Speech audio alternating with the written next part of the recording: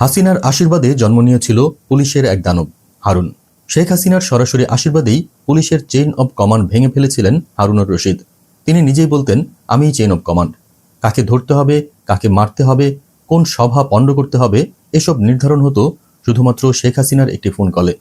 তিনি প্রধানমন্ত্রীর সঙ্গে সরাসরি যোগাযোগ রাখতেন, প্রয়োজনে গণভবনেও হাজির হতেন।